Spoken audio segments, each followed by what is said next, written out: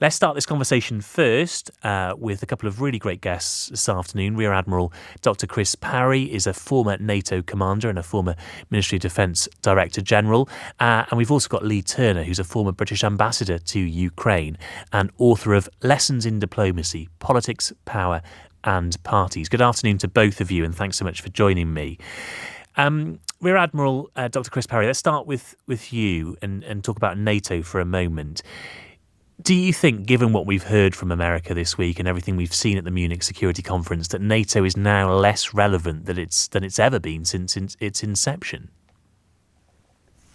No, I think it's more relevant than ever. It's the only security apparatus in the world today that's kept the peace and will keep the peace in future. America's not said, even under Trump, that it's going anywhere away from NATO. That hasn't been brought up this time. And we would, I'm afraid, hazard ourselves greatly if we tried to undermine NATO in any way. NATO is the only guarantor of security on the continent of Europe right now. But he is undermining NATO, isn't he, Donald Trump? You know, it's pretty clear he's not invested in NATO. Yeah, I take your point. He's not saying he's going to stop funding NATO. But everything we've heard this week suggests that he values NATO less and less and less. You know, he's not even interested in talking to NATO members before talking to Vladimir Putin. He doesn't want us to be at these talks in Saudi Arabia this week. It seems like the devaluing of NATO comes from America, not from Europe. Well, he hasn't said that he's going to stop paying for 75% of NATO, which is what America does at the moment. He's saying that the European members are going to step up more. But let's be realistic here. The only two powers that count in relation to what's going on in Ukraine right now are the United States and Russia, and that's straight realpolitik. And until they can agree the framework for any discussions, whatever Trump says, whatever Putin says, whatever anybody says is totally irrelevant. Until stuff goes onto the table, it's not even worth talking about. All right. Well, let's talk as well to Leigh. Leigh, how do you think the world should perceive the fact that Donald Trump phoned Vladimir Putin before he phoned Volodymyr Zelenskyy? I mean, that is a pretty big slap in the face for Ukraine. It's certainly an unusual way of stopping a war between two parties, to start off by phoning one of the two parties without phoning the other one. I think we're clearly here, Paul, into a new era of US-European relations. I don't agree with those who say that this is the darkest moment or that the transatlantic relationship is in disarray, but the US has certainly thrown down the gauntlet to Europe, including the UK, to raise their their game on defence. And they're threatening, the US are threatening, firstly, to walk away from letting us have any involvement in these discussions. Secondly, they're talking about making agreements with Russia over our heads and without even consulting Ukraine. So we do need a strong response to this. And we've got this European summit happening tomorrow at short notice, called in Paris, I think. And we need to agree some very strong actions. Happy to talk about that. Yeah, what do you think some of those actions would be? I mean, we've heard talk of a European Defence Force, for example. That's something that Volodymyr Zelenskyy would like us to do. Is that, do you think, genuinely on the table?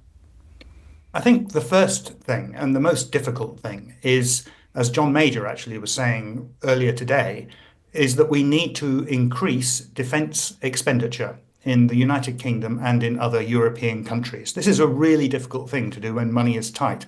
So the second thing that European leaders need to do is to explain to our electorates why it's necessary. It's tough, but it's not impossible. And we must remember that Russia is not economically all that strong. They're on the ropes. They're running out of military equipment, although they've put their economy on a war footing. If the European nations are prepared to spend maybe up to 3% or even a little bit more on defence, we can easily outspend Russia. And we must remember that the cost of deterrence is always vastly less than the cost of an actual war. And being unprepared for an actual war will only encourage aggression from the other side. So really it's spending a bit of money now to prevent the vastly greater money that we'll need to spend if Russia wins this war with Ukraine. And Chris, what do we do, frankly, if President Trump decides that he wants to have a close relationship with Vladimir Putin? How should the rest of the West react to that? Because the whole point of NATO, partly, is that it's there as a force of strength in opposition to threats from Russia. It's going to be a very odd set of circumstances if President Trump and President Putin are aligned and Europe still feels threatened by President Putin. Well, they're not going to be aligned. I agree totally with what Leigh's just said. The fact of life is that there isn't going to be any security unless security guarantees can be provided for Russia as well. So this is a comprehensive framework. And in the 1990s, we had a partnership for peace between NATO and Russia, which America led in. And I think what we're seeing the chess pieces moving around at the moment. There's a lot of alarmism. It's obvious we've got to spend more on defense. We've been freeloading on America for most of the Cold War. I did a calculation this morning to see how much it would cost in a one-off to actually get us up to the level where we could resist Russia in Europe on our own. It's $500 billion in a one-off. Now, that's a big number, but it's actually half America's annual defense budget, and that's how they see it. And they can see that we're spending a lot on social programs. They're not able to spend that, and that's why they feel a bit upset about it. But the fact of life is, whatever we spend, that equipment that we need to deter Russia will not be in service within 3 to 5 years. So the only people that can actually guarantee in hard power terms that Russia can be deterred and, of course, can be forced beyond the point where it's economically viable for Russia to continue the war is the United States. So we've got to be realistic here. We haven't paid our dues. America has, and that's why they've got a big say. Yeah, a lot of it does come down, of course, to money, and you can see why America would take that point of view. Leigh, I wonder, though, what message it sends if in these peace talks now, America says to Vladimir Putin, OK, you can keep the lands you've seized in eastern Ukraine. I mean, essentially, that's a permissive approach to Russia having invaded a large part of Europe. How does Europe square itself with American policy if Donald Trump is saying, yeah, you can have a chunk of Europe and there won't be any consequences for you?